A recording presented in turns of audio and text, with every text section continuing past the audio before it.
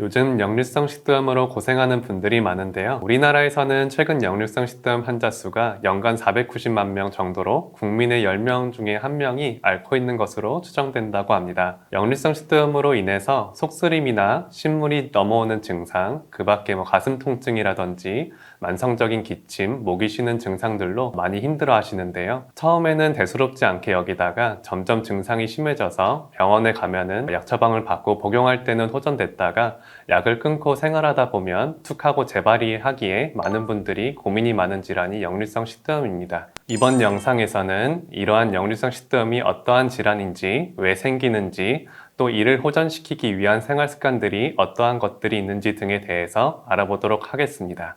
역류성 식도염은 질환의 명칭처럼 위의 내용물이 식도로 역류해서 염증이 생기는 질환입니다. 위의 내용물에는 우리가 섭취한 음식과 소화시키기 위해 나온 위산이 같이 섞여 있는데요. 위에는 뮤신이라는 물질이 나와서 보호해주기 때문에 위산에 잘 견딜 수 있지만 위와 연결된 식도의 경우에는 산성에 취약합니다. 위와 다르게 위산과 위 내용물이 식도까지 역류하게 되면 손상이 잘 되고 염증이 생기게 됩니다. 질환이 아니더라도 건강한 사람들도 종종 위산의 역류가 일어날 수 있는데요. 다들 경험해 보셨을 수 있습니다. 과식으로 위 내용물이 증가해서 역류를 하는 경우도 있고, 식사 직후에 상체를 구부리거나 눕는 경우, 복압이 과하게 가해지는 경우 종종 신물이 넘어오기도 합니다. 하지만 이런 한두 번 정도의 역류는 식도에 염증이 생길 만큼 심각한 정도의 손상을 주지는 않습니다. 우리가 삼키는 침이 역류한 위산을 씻어내려주기도 하고 점막의 한두 번 정도의 손상은 금방 회복되기도 하니까요. 역류성 식도염이 생겼다는 것은 이러한 역류가 염증을 일으킬 만큼 자주 발생한다는 얘기입니다. 또 이런 식도의 손상과 염증이 반복되고 만성화되면 식도의 편평상피세포가 위의 원주상피세포로 화생되는 발액식도가 나타나는 경우도 있고, 발액식도가 있는 경우에는 식도의 암까지 발생 위험이 증가하는 것으로 알려져 있기 때문에 역류성 식도염에 대한 지속적인 관리 및 치료가 중요하다고 볼 수 있습니다. 그럼 왜 역류성 식도염이 발생하는 걸까요? 이는 크게 세 가지의 관점에서 살펴볼 수가 있는데요. 첫 번째는 위산 과다 및 위 내용물의 증가, 두 번째는 복압의 증가, 세 번째는 식도 관략근의 기능 저하입니다. 첫 번째 위산 과다와 위 내용물의 증가를 일으키는 원인은 과식이나 폭식을 주요한 원인으로 꼽을 수 있습니다. 내용물이 많아지니 당연히 넘치기가 쉬워지고, 특히 누워있는 자세나 숙이는 자세처럼 역류하기 쉬운 자세가 되면 금방금방 내용물들이 식도로 넘어올 수가 있습니다.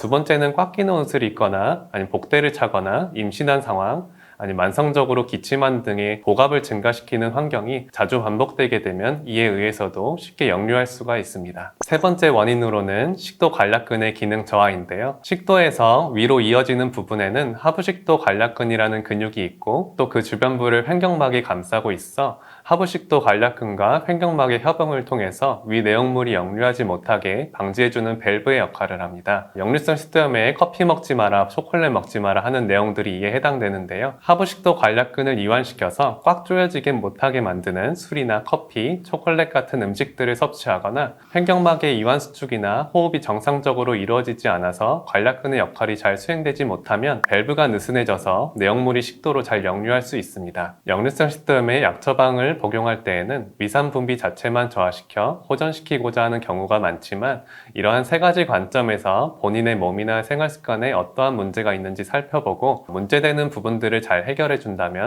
좀 더 좋은 결과를 얻으실 수 있을 겁니다. 스스로 관리해야 하고 지켜야 하는 생활 습관 방법들에 대해서 소개해 드리겠습니다. 첫째로 가장 중요한 것은 과식하지 않는 것입니다. 이 중에서도 특히 야식을 먹는 것은 역류성 식도염에 있어서 가장 최악의 습관인데요. 야식은 먹고 소화가 다 되기도 전에 눕거나 자기 때문에 소화가 제대로 이루어지지도 못하고 위에 내용물이 더 오래 머무를 뿐만 아니라 누운 자세에서는 더 쉽게 음식물이 넘어올 수 있는 자세가 됩니다. 그래서 식사 후 3시간 내로는 눕지 말라고 환자분들께 많이 말씀드리는데요. 11시에 주무신다면 8시까지만 드시고, 12시에 주무실 거면 적어도 9시 전에 드셔야 됩니다. 게다가 대부분의 야식이 맵고 짜고 기름진 것들이 많은데요. 맵고 기름진 음식들은 소화가 잘 되지가 않기 때문에 위에 오래 머무르고 위산 분비를 촉진시키는 경향이 있습니다. 따라서 과식, 야식, 밥 먹고 바로 눕는 습관 등은 꼭 피해 주셔야 됩니다. 둘째로 위산 및 위 내용물이 쉽게 역류하게 만드는 음식들을 피해야 됩니다. 커피나 홍차, 초콜릿, 페퍼민트 등은 하부식도 관략근을 이완시켜서 역류가 쉽게 일어나게 하며 산이 강하고 식도를 직접적으로 자극할 수 있는 과일 주스나 탄산음료 같은 것들도 피해주는 것이 좋습니다.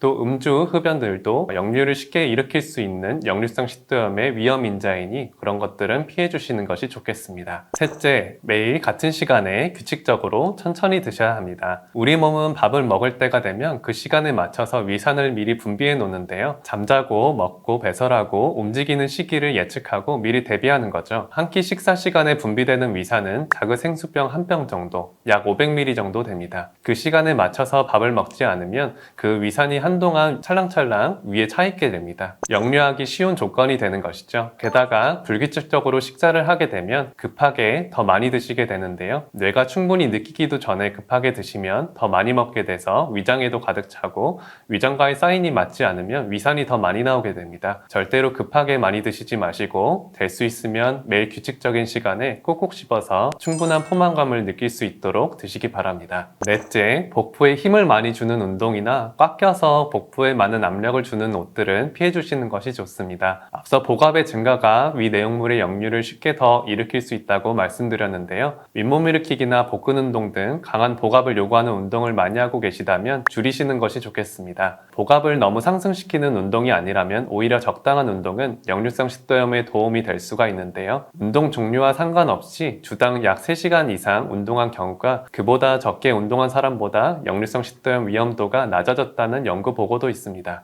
운동 강도가 높아질수록 위험도도 더 낮아진다고 하니 산책이라고 한다면 조금 더 빨리 걸으시면 좋겠습니다. 매일 30분씩 일주일에 3시간 이상 운동하시는 것을 추천드립니다.